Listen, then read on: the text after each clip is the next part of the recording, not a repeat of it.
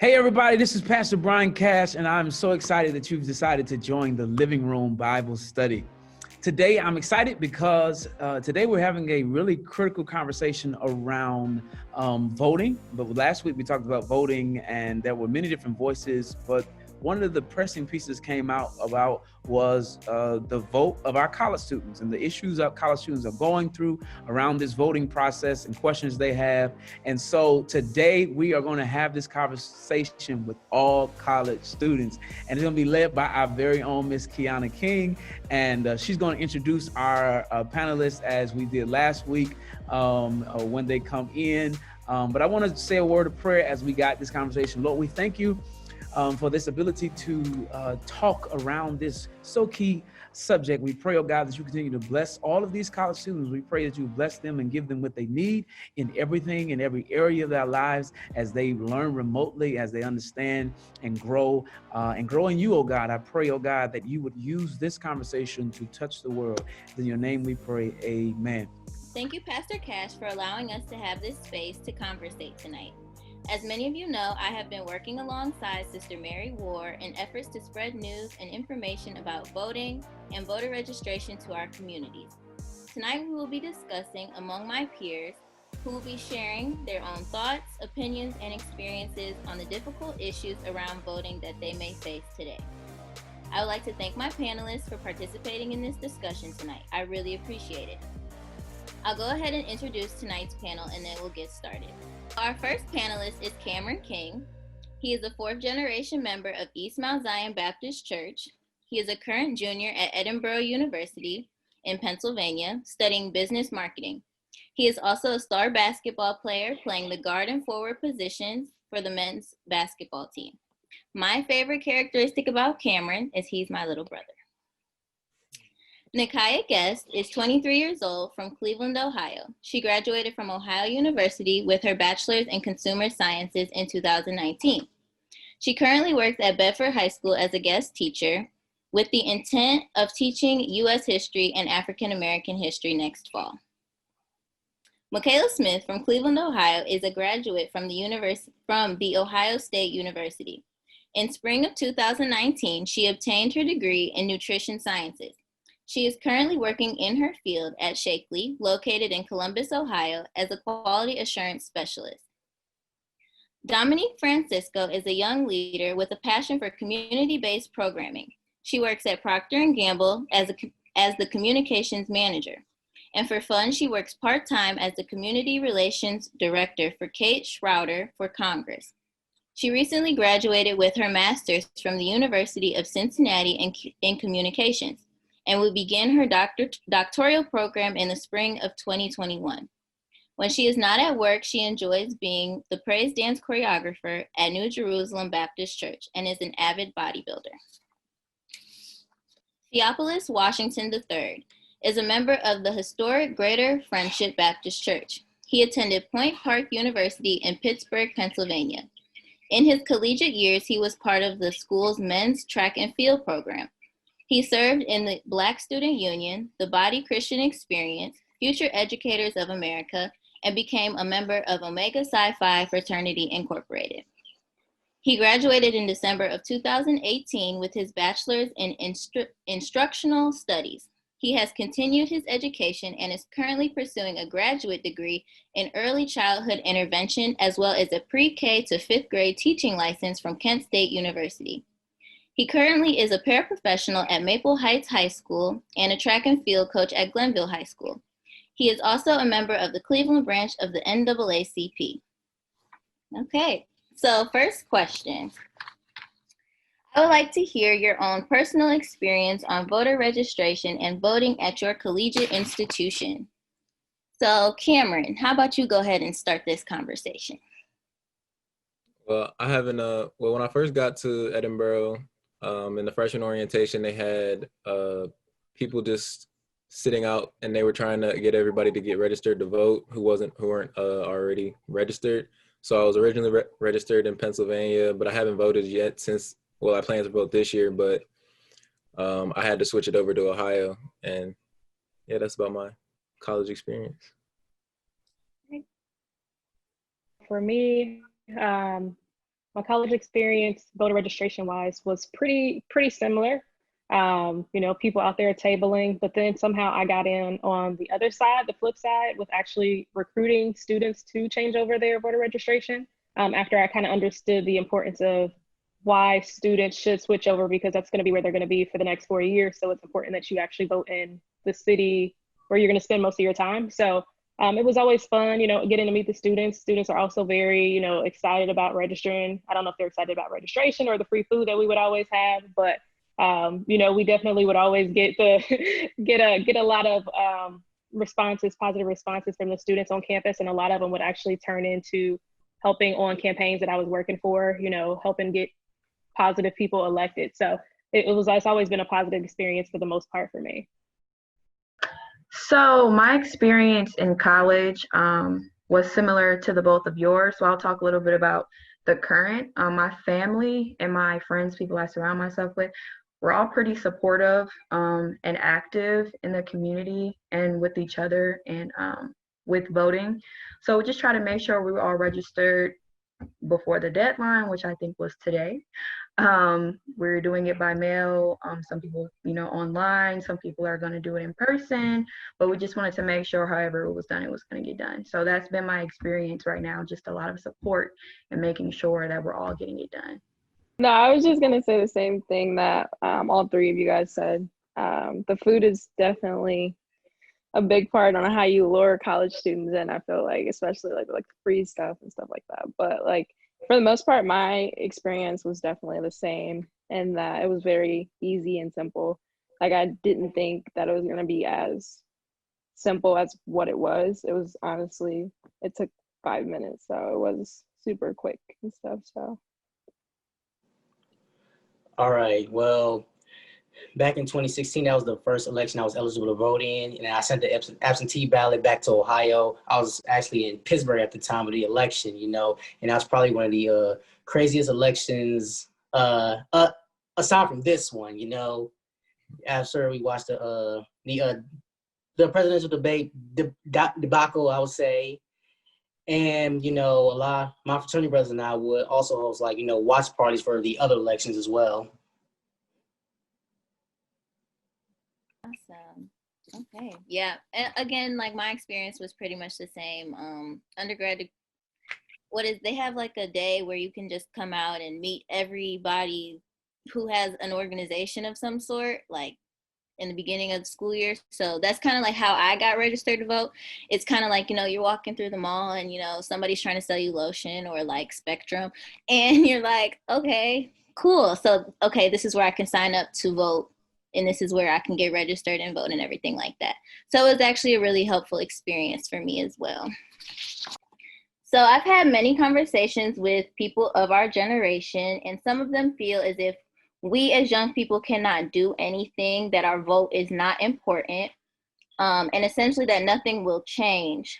How do you feel about this statement? Do you agree or disagree, and why? So Theo, how about you start?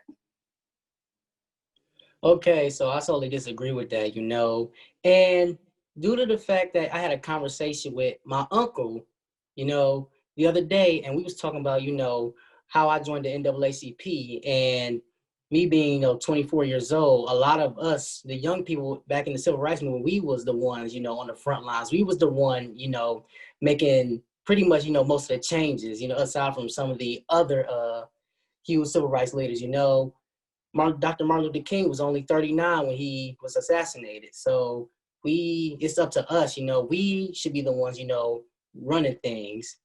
I would also agree with that and say that social media has played a huge part in our generation's way of getting word out and spreading the good news and spreading information and spreading deadlines and updates and things of that nature. So we've been using our voices in different ways and different platforms, more than you can ever imagine right now. And I feel like Twitter and Instagram and Facebook, they're really spreading the news more than the news. So I feel like our generation is piggybacking off of that and making sure that we're able to use our voice through social media. Yeah, to piggyback off of that, I would say that our general attitude towards the voting has been changing in the recent years, at least from what I see through different social media platforms as well. Yeah, I definitely would say the same thing as both Kameron and Nikiyah. I feel like our votes do matter, and a lot of us take it for granted because there are people that are not able to vote. So I feel like as people, as we are able to vote, I feel like we shouldn't waste that and that we should use that right that we do have and basically try to make a change in that aspect. So I want to ditto everyone's sentiments, especially what you just said, like your vote is your voice in politics. If you don't like something that's happening, you know, the vote is what's gonna hopefully essentially get them out of office and get them out of there. You know, you have people who don't have term limits and have made a career out of politics. And so I think the social media aspect of it, us seeing the real and not what the news wants to filter, is really advocating and activating the young people to really stand up and for us to stand up and say, all right, it's time for us to rise to the occasion and get people out of there that don't belong. Right. I agree with everything that everybody has said. It's our future. Like in 20, 30 years, we're going to be the people who live in what's happening now. So I feel as if we need to take it more seriously. We need to exercise our rights to vote. And I mean, it's a right, like it's a human right that we have as Americans, as people. So I think that just using that right and exercising it is important. So I agree with everything that everybody has said. All right. So for my young men on the call, how do you feel about the fight John Lewis and others had for your voter rights today? And what do you think that you can do to keep his legacy relevant? No, I think it's important that we keep his legacy alive, you know, just by, you know, he was a huge example. He was there back in, John Lewis was there like in the, you know, the original civil rights, and he was still there until his, until he passed away, you know, and I think we should really keep his legacy going, you know, and don't take, you know, and we should still like, you know, take advantage of voting, you know. To go off of that, I feel like we definitely have to protect all the things that he was fighting for. I read back when he died, all the things that he had actually accomplished, and some of the beatings and that he had taken just in fighting for our rights and stuff like that. So just knowing the sacrifices that he made for us, we have to continue that going forward. Right. Well, for my ladies, in regards to the recent passing of Ruth Bader Ginsburg, how do you feel her legacy is being do you feel that her legacy is being somewhat diminished by the recent Supreme Court nominee, Amy Coney Barrett? And essentially what I mean by this is Ruth Bader Ginsburg, as we all know, she fought for women equality, not only just in the workplace, but also in the home. So some things in particular that Mrs. Amy Coney Barrett is fighting against is like our abortion laws and stuff like that. So how do you all feel about that? So for me, I'm appalled, but I'm also concerned. So like Trump and the Republicans are basically determined to get like a young conservative in there. And if they do, basically you'll see that the ideology will basically shift, because then it'll become a majority of conservatives on in basically taking her spot. So it'll become a majority conservative, and then like issues that you just mentioned. So reproductive rights, discrimination rights, voting rights, like the power that the presidents would have if, you know, Trump were to get back in there, that could possibly change. They have the power to change those things, even from healthcare and immigration rights. So my thing is, I'm more concerned about when she gets in, if she gets in, what could happen, because it could be a whole paradigm shift for the conservative support. And then you see a whole new landscape of laws coming out that are more conservative. And, you know, we thought it was bad now, but it's going to get 10 times worse if she gets in and we stay in the conservative realm. So for me, I'm concerned, but I just want to make sure we're fighting and continuing to keep that fight going for what our ancestors have fought so hard for, and make sure we prevent that from basically coming undone. So I'm concerned, and I think they are trying to diminish her legacy. I definitely agree with you, Dominique, and I just feel like our democracy is at stake. Like it's it's so iffy. Everything is just in the air right now. Like, we really don't know what's going on. And then on top of that, she was a figure for a lot of girls, a lot of women. A lot of people looked up to her. So it's like, with her not being in that position, a lot of people's dreams or hope are starting to fade. So I think that's also my concern too. Like, where's the hope coming from? Although we do have other places where we can look to, but with her being a woman and being in that high position and being in that position for so long and making change and actually caring about the people, our democracy is at stake now. So that's just where I'm at. So yeah, I agree with what both of them are both saying. I just feel like that goes back to like why like we should like teach our kids up to basically like want to do things like that to improve positions like that. And then I feel like, dang it, I just lost my train of thought. Come back to me, Kiana. Well, yeah, I agree as well. I think it's really important, especially in a time like this right now, to have replacements for these positions who also have the same ideals, morals, and think the same way as the person who has left that position.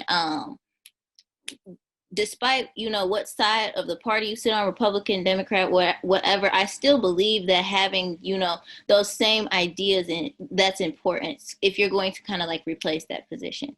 So that's just my little input, but yes, I agree. Okay, to my educators on the panel, what or if at all are you all saying to your students about the current climate of our nation around some of these tougher issues and problems that we're having? So Theo, how about you go ahead and answer that? Okay, so with the students at the school, we try to keep them updated with all the current events that are going on, you know, nationally, locally, whatever. And they're not, you know, oblivious to what's going on in our country now, you know, with the pandemic, the amount of racial tension that's going on. And these kids unfortunately, they're not like able to like really have much of a say, although in a few years they will, because right now these kids are only like what, 14, 15, 16 years old. You know, juniors and sophomores is who I typically are with most of the time. But, you know, it's more than just, you know, keeping them updated. It's like, you know, life lessons, how to handle simple things, like major things like police encounters, you know, what to do if you're approached with any like, you know, racial tension or situation or anything like that, you know. So just keeping them updated with, you know, the climate that's going on in our country today.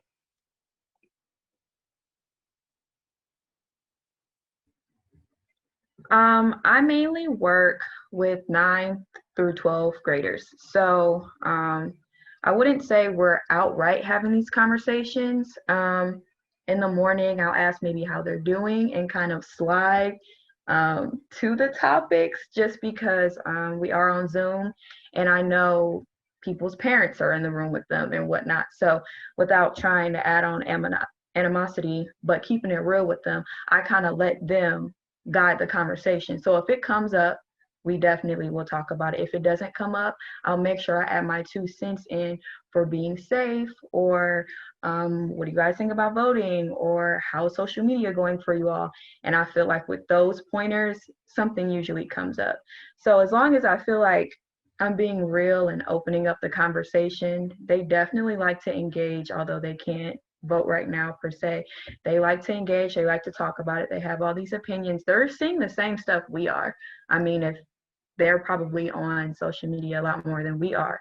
So they're very aware of what's going on and they have an opinion about it. So I actually love it because I know that we're going to be good because they want to be involved. They're just young. So that's how I feel about it. Yeah, that's so important. That is like the next generation after us. So it's important to, you know, keep their minds sharp, keep them thinking about these things because for me growing up, especially, I went to private school. I feel like I lived in a bubble until I got to college. I feel I didn't know a lot. I was, what do they say now? I'm woke about different things now. When I got to college, for example, one of my first college experiences about the climate that is still going on in America. Samuel Du Bois was murdered by a UC cop. That was right after Ferguson. So here I am, at home before I got to school watching Ferguson on the news. And now here I am at UC living and watching SWAT cars drive on my campus, watching National Guard come into my campus. It was something that was just so quick for me to realize and open up my eyes. So it's important, I believe, to teach them at a young age, or not even a young age, but just a younger age where, that stuff is important just for them to be mindful and insightful and have, just this awareness of it. So yeah. Okay.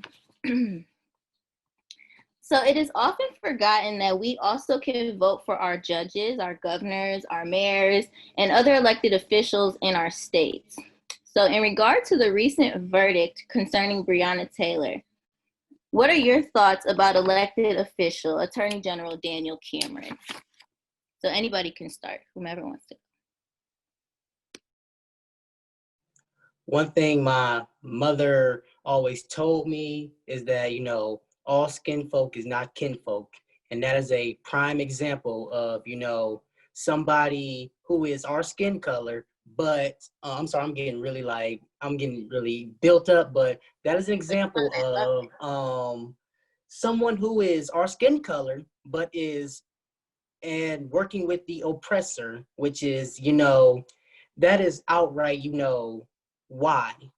What was your reason behind that? Breonna Taylor was sleeping when she was murdered. And you're telling me that no cops are directly getting charged for the murder of Breonna Taylor, but they're getting charged for endangering a neighbor. So a dry wall is more valuable than a human life. Like, you're telling me that? So, bruh, no. So it's important that we vote and, we watch who we put in these offices, just because that was an example of, just because they're our color doesn't mean that they are for us. As you've seen him speaking at a Trump-Pence convention,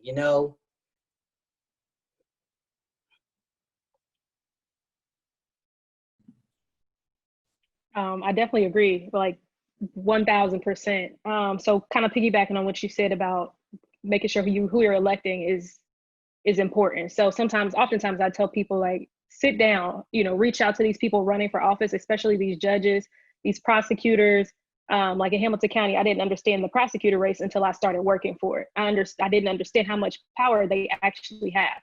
But I tell people, like, sit down, reach out and try to have these hard conversations with these candidates so you can really understand their heart. Like, you need to vet your candidates. And if they're not willing to talk, that should be a red flag there. But, really sit down, especially the judicial branch, just sitting down and understanding where their heart is, because it's extremely disappointing when people might have thought all skin folk and kinfolk, but they probably thought, oh, he's a Black man, he's going to have our best interests at hand. But when the injustices happen, he didn't seek justice like he should have. So, we need to make sure we're getting people in office that are really going to fight against those injustices, those systematic injustices, especially on the judicial side, because those are the ones who are elected to stand against the injustices that are happening, especially the racial systematic ones that are happening.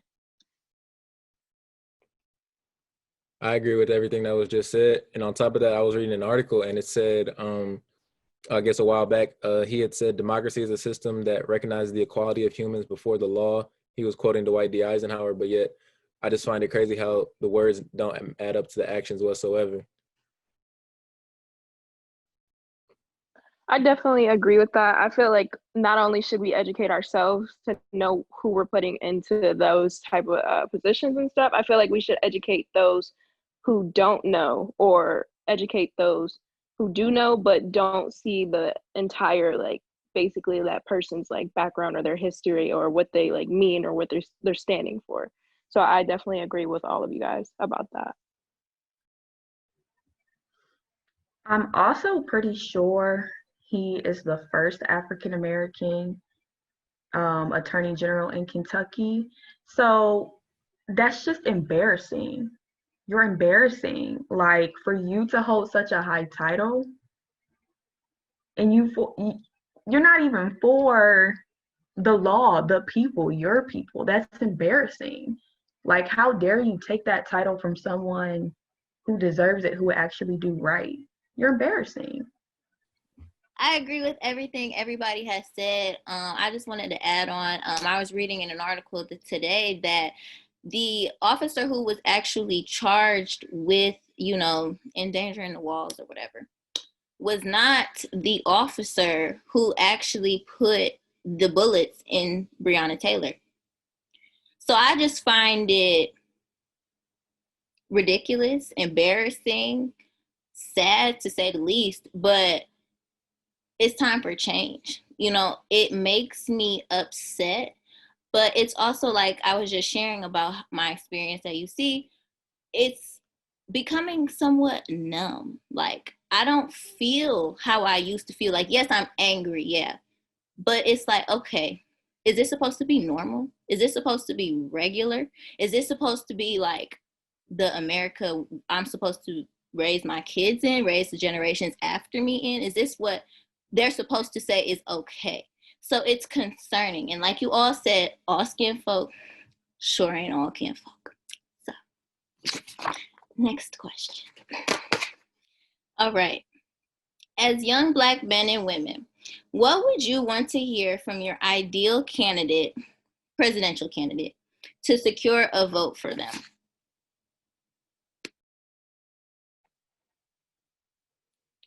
All right, so one thing I would say is, when we really talk about defunding the police, we're talking about taking those funds away and put them into things that are actually useful. What the heck does police need with all that military equipment? I read a book, I forgot who the author was, but it's called The Rise of the Warrior Cop.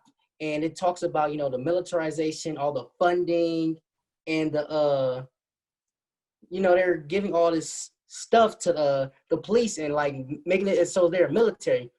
What we need all of that for? What I need to really secure my vote is that all of that money going to things that is useful. Why are teachers still buying their own supplies? Planned Parenthood. Affordable housing. What else? I can't put my mind on affordable health care, things like that.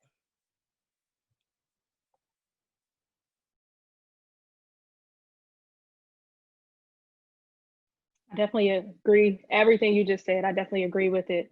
And one thing that for me, I don't want them to say it, but somebody that has grown up in middle class or lower class or understands, because then right now I think people are in this bubble that are currently in government where a lot of them don't know what the struggles are, the people that they represent.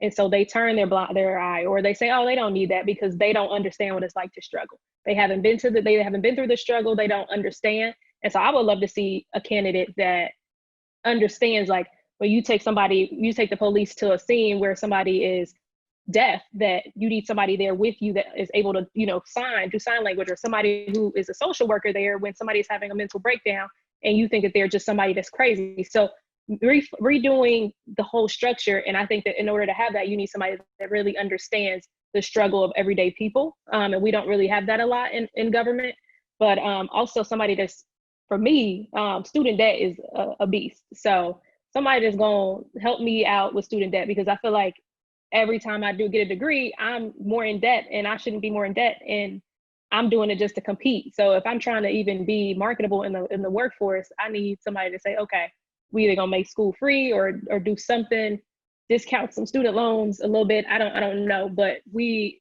especially as African Americans, are going in debt because we're trying to keep up with little Johnny, who parents are, legacy members of Harvard and pay into the endowment, and he's gonna get in and be assured he has the resources, whereas we're still trying to keep up and compete when the equity is not there. I definitely agree with what you just said, Dominique. And if, the presidential candidate doesn't have the same upbringing as middle class or lower class and so on, at least can he or she, he in this case, put his shoes in, the middle class, lower class, whomever. Just try and put your shoes and walk in a day in life as that person, even if you didn't have that same upbringing, and have some empathy. Try and understand, actually talk about the actual issues versus you just having this one perspective because you didn't live that life. If you didn't live that life, okay, well, how are you trying to help others get to where you are? Maybe not be the president, but, you know, at least get to that level, that stepping stones, versus just looking at people for what it is. I definitely agree that I feel like those candidates should have more, they should show more empathy more than saying they understand when they don't, because they don't understand. They've never been in our shoes or in the middle class or lower class shoes. And like, I'm big into food insecurity, especially when it comes into like impoverished like cities and stuff. So like, I feel like I don't think we should completely defund the police, but I feel like majority of that money going to the police should be used for teachers and better food for kids, healthier food for kids, so that they are able to basically flourish in their communities and stuff, and to make those communities better and give them the resources that people who not only work to get to those resources, but also like they don't have the opportunity to get to those resources. How do you expect them to move up in classes? So like, I feel like those should definitely be provided to those people that who are less fortunate than others, for sure. I feel like the theme here is has a lot to do about divide with like middle class and upper class. So I feel like at the end of the day, we would really want to pick someone who we feel is going to somehow like, you know, like not, so basically the divide wouldn't be as far apart as it is now and as drastic as it is. And at the end of the day, they would actually take the actions necessary instead of just talking about everybody being one, and instead of actually being divided. Yeah, because I feel like a lot of people can talk about what they're going to do and how they're going to do it, but until you actually do it, then that's not like, there's no point in doing that, in my opinion, because you just did all of that for what? Exactly. Just secure a vote and not really like put the, you know, the work in for like what you have been speaking on. That's what I'm saying. And then people get upset because that person is not doing what they said they would do. But like, I mean, yeah, it's rough. To say the least, it is rough. Yes, I agree with everything that everybody has said. I definitely do believe that all of the money that goes to the police is not necessary at all, because at this point you have military against civilians. In what world is that fair? And malicious. Thank you. So I just feel as if, you know, like you all said, it should go to education, food for those that need it, healthier food for those that need it, exercising, just building a better community, building a better America. I think all of those things are important and all of those things are necessary for us to get to a better place. So yeah, I agree with everything. I also don't think that it just takes like one person to like do so. Like it takes all of us to play our parts in doing so. But I feel like as a president, you should want to start the initiative or give them the resources that they need to, or at least give people like us the resources we need so we can help those people in lower classes than us. Sorry. And to piggyback off one more thing, Kiana, before you move on. So Makalia, you're talking about resources. For example, the kids at my school are getting free Wi-Fi right now, which means they could have been getting free Wi-Fi. They're also getting these free laptops.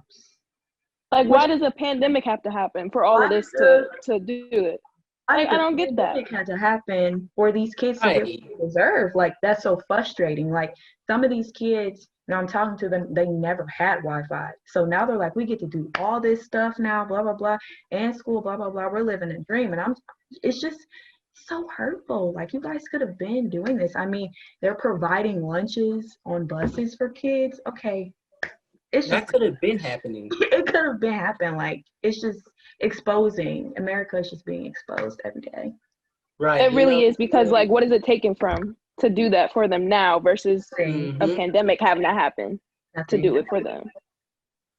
You know, and I seen a post the other day that said, you know, it really took a pandemic to stop, you know, some of the crazy things that were happening in school, which means that could have been stopped, you know, a long time ago. But if you know what I'm talking about, if you know, you know. But that's a conversation for a totally different day. Yeah. Yeah. No, it is. And then also to piggyback on the middle class aspect of things, like you all were saying, it's important for somebody to at least step into our shoes, to at least understand what we go through. For example, Donald Trump didn't even go and see any of the families who have been in the media in regard to brutality, in regard to injustice. But presidential candidate Joe Biden, he at least went to go see one person. I believe it was Jacob from that's that, you know, that city I'm trying to say. And I believe it's as the head of the country, you didn't even have the decency to say, at least I'm sorry, or my condolences. Something, like anything. You didn't have anything. You couldn't even show up. So I just think it's important for us to also utilize our rights to put these people in power who actually care about us, not just us as Black people, but just us as people. So does anybody have anything else they want to say?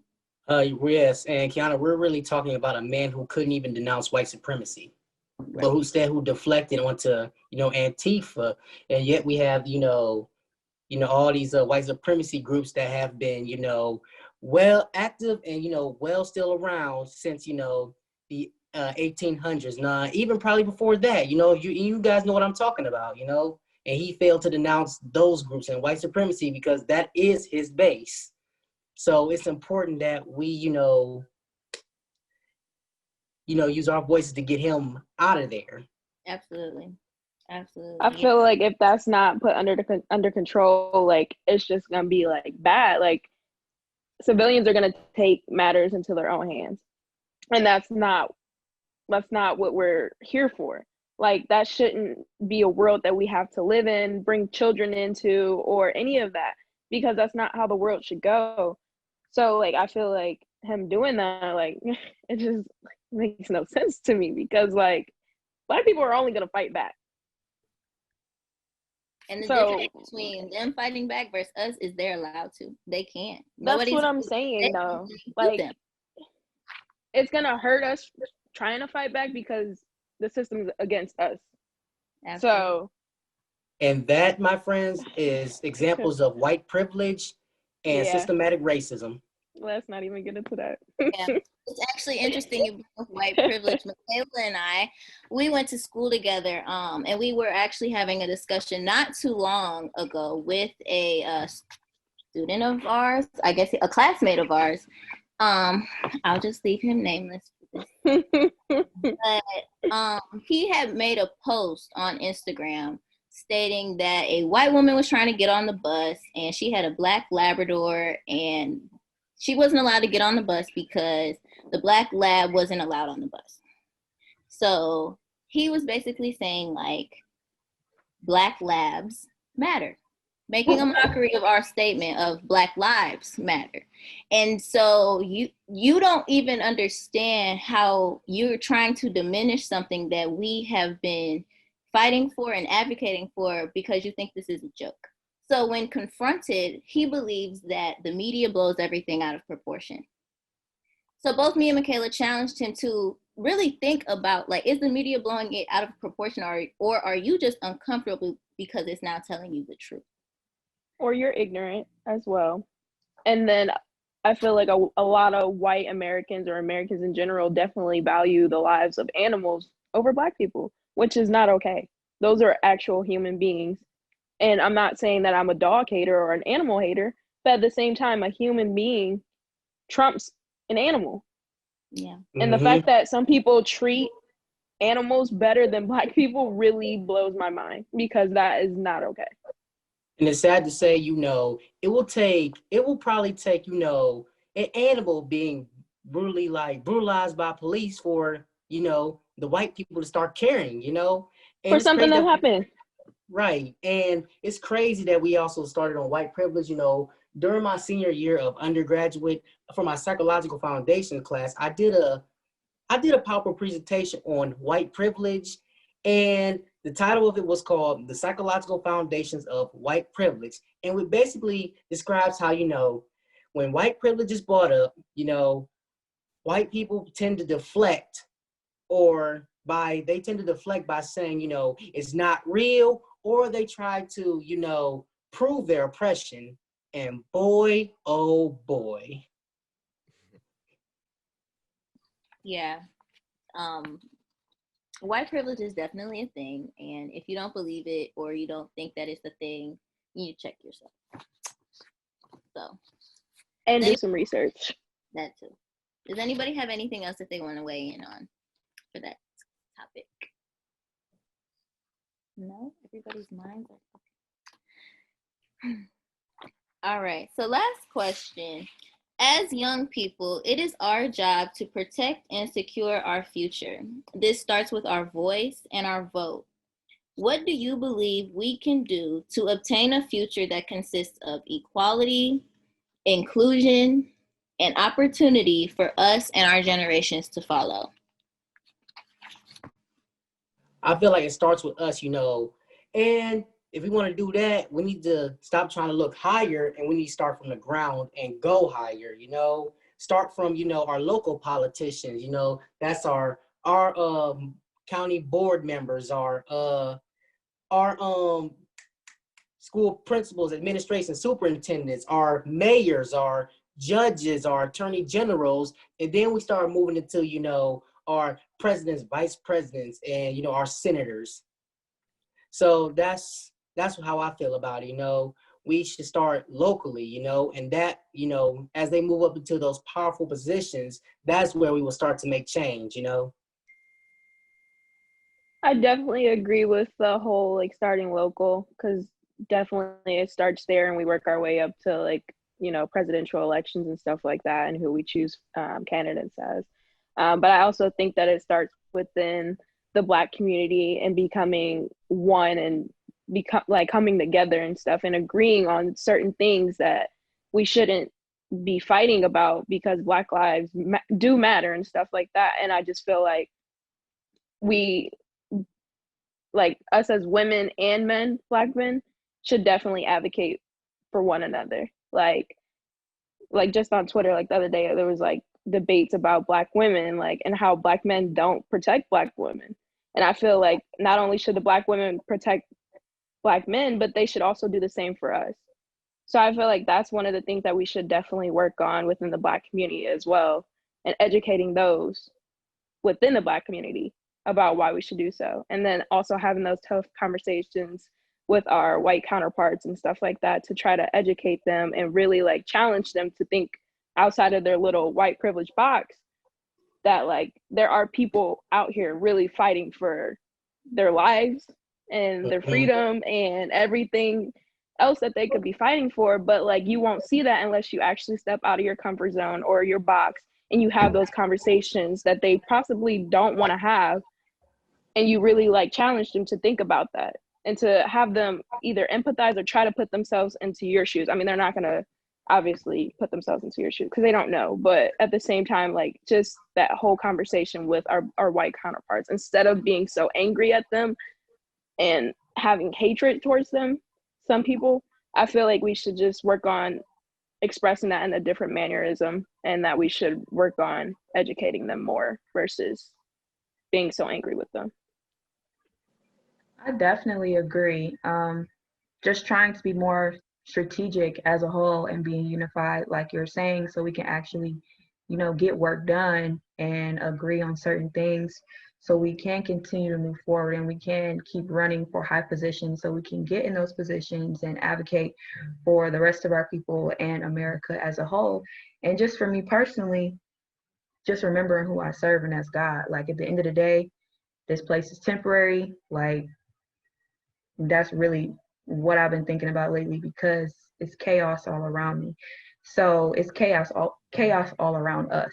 So it's just remembering who I serve and just trying to have discussions, the one Kiana put on, so that we can leave here and talk about it with other people, you know, just saying, just got off this panel, we just had this conversation, you know, just continue to have drive and be motivated to continue to work in the community.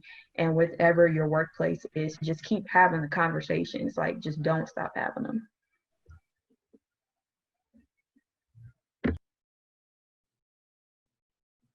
I think y'all, everything everybody just said wraps it up, for me at least.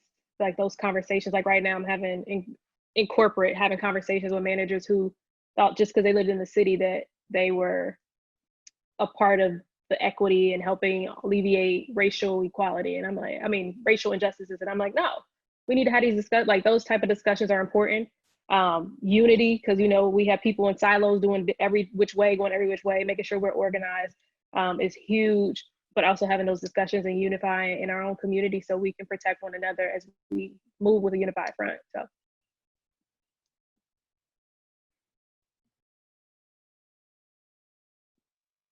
Also, to piggyback off of what she just said, I basically feel like we all should basically like support one another, like us being Black women, like not only are we women, but we're Black as well. So like we already have two like negatives right there, or two, I don't want to say disabilities, but we have two, what's the word I'm looking for? You know what I mean? But like I just feel like that already sets us outside of that box where we like have to like try to work and fight more in where we are now in our positions and stuff like that, especially when it comes to white America, like corporate America and stuff like that. So I feel like we definitely need to uplift each other and uplift everyone else around us, and remember that like God is the person that we serve, and ultimately he has the final say in everything that happens. So I feel like us having that attitude towards our neighbors and stuff like that does have a big play into what happens in like the world and stuff right now, especially. You know, and it's funny that we mentioned, you know, like, you know, how Black women are the most disrespected, and especially America. And that's actually a quote, not the exact quote, but that is a quote by Malcolm X himself, you know.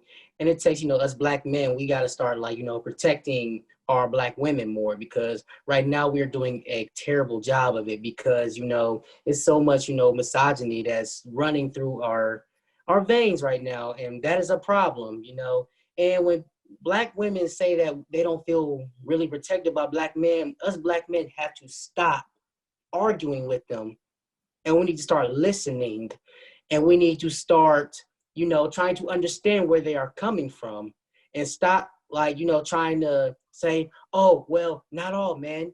No. If you are not, you know, protecting women, you are part of the problem, you know? So that's my take on that as well. We need to start like protecting Black women and uplifting each other, and, you know, becoming unified, you know. And at the end of the day, there's so much hatred like within our community, and that has to change, you know? I love everything he just said. Yeah. Talking about the hatred within our community, Cleveland specifically, what 100 and I won't say 131, I'll say 100 to 131 homicides within 2020 alone, or from some month to this, like every day there's something, and it's not white people that are doing the offenses. We're killing each other, which is a whole nother conversation that I could date back to slavery, you know what I'm trying to say, I can't get my words out, as to why that's going on. So just so many different factors and dynamics that can be fixed within our community outside of the racial tension, like just so many different things.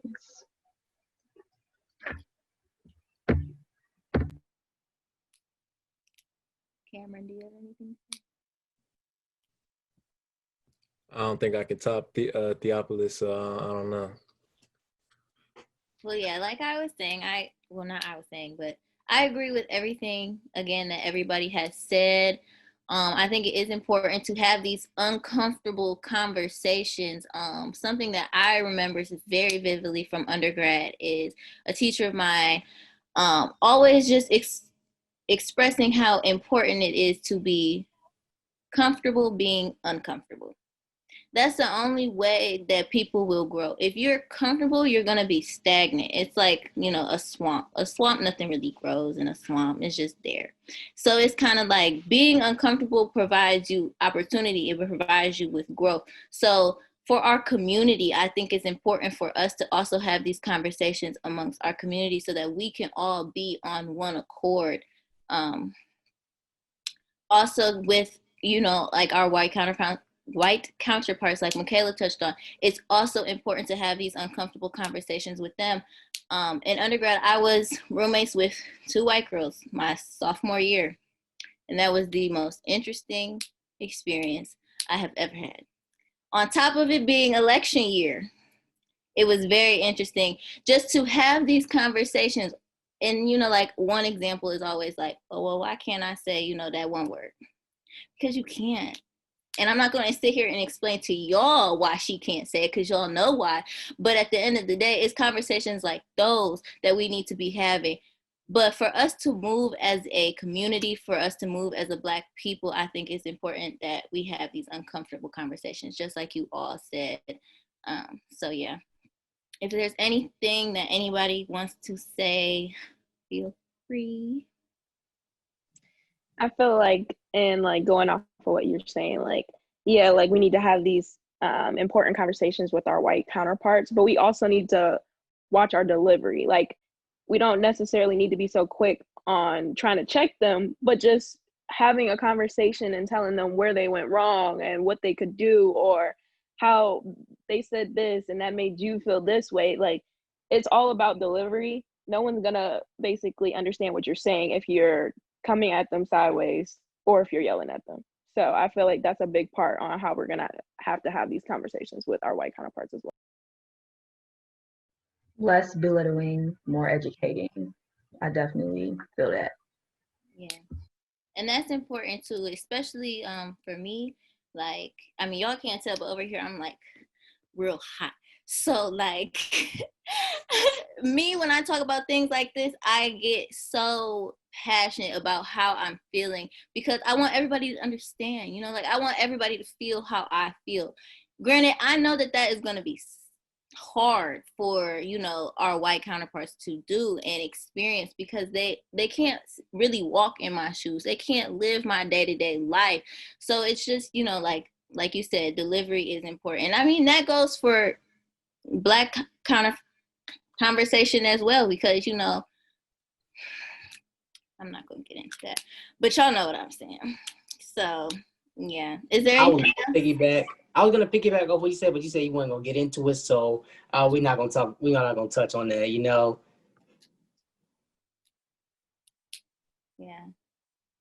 Yeah. Well, thank you all for being on my panel. I hope that you guys can also have conversations like these with your friends, maybe with your coworkers, but like maybe on lunch break, because like nobody trying to get fired. So, or not even fired, but just like nobody trying to have HR, you know, calling them on something that is just truthful.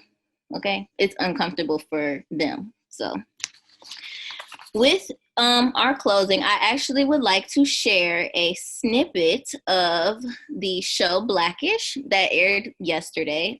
They had a special segment on voter registration, and that is the main reason why we are here having this conversation. So I just want to wrap everything up with this small snippet. Still upset that you got kicked off the voting rolls? Just go re-register. Why? So they can figure out another way to keep me from voting? I'm out.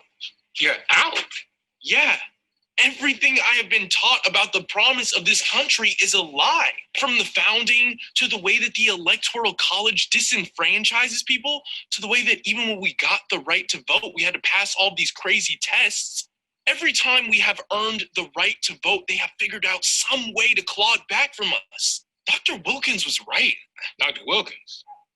That dude from the internet that Pops loves that thinks mayonnaise makes you sterile? Yeah. The science is still out on that one, but he is right about there being a conspiracy against us voting. Well, it is a conspiracy. It is. A group of people plotting purposefully to do something harmful. That is the definition of conspiracy, son. And it's been happening since jump. So you get why there is no point in voting. Hey, I see why you're frustrated, son. The machine was built to keep us out. But the only time that things changed in this country is when people did whatever it takes to make their voices count. From the Civil War to women's suffrage to the civil rights movement. America got better when more people voted.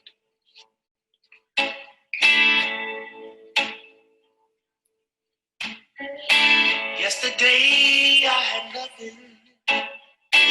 Didn't know whether I'd amount to something. I had holes in my shoes and in my clothes. We must say, wake up, America, wake up, for we cannot stop, and we will not and cannot be patient. That the fate of this democracy depends on how we use it. That democracy isn't automatic. It has to be nurtured. It has to be tended to. We have to work at it. It's hard. So we're also going to have to remember what John said. If you don't do everything you can do to change things, then they will remain the same. You only pass this way once. You have to give it all you have.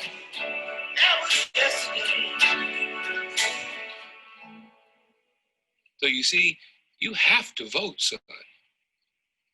I know it may sound hopeless, but that's what they want you to believe to keep you from participating. But the ballot is the best weapon we have.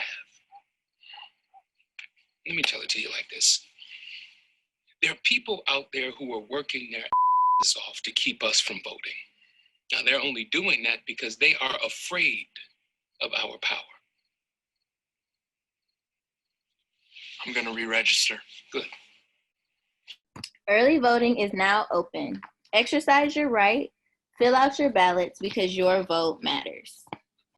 Didn't y'all just enjoy that conversation? That was just a tremendous conversation. And I'm so grateful that Miss Kiana King was able and available and availed herself to lead that conversation with those students. This is, like I said, this is the beginning of more conversations to come. Those of you who have joined us today and you enjoyed these discussions around voting, we want to make sure that you are registered to vote. We want to make sure that you have early ballots. Check out the conversation last week around voting registration. There's so many key important information that you need to know around your early ballot, around your census. Hopefully you already filled that out, and so many other things so that you are ready for election time. I always offer this opportunity for those of you who do not know Christ, to know him and know him in ways that you have never known him before. Please connect with our church if you have been blessed and you want to be a blessing to our church. You can give to our church. You can text the numbers, to text the number 77977, and you'll text EMZBC to that number. The information is on the screen. Again, if you want to connect to East Mount Zion Baptist Church, the number is on the screen. You can come to our website, eastmountzionbaptistchurch.org, or you can, again, call us, and we would love to get you connected to this ministry. All right, Lord, we thank you for this experience. We thank you for blessing us, and we pray, oh God, that you will continue to bless all of our viewers and all of those who are connected to East Mount Zion Baptist Church. May you bless us, keep us. May your face ever shine upon us. May you lift us with your countenance, and you will give us peace. In your name we pray, amen. Thank you so much for joining us tonight, and we'll see you next week in the living room. Have a wonderful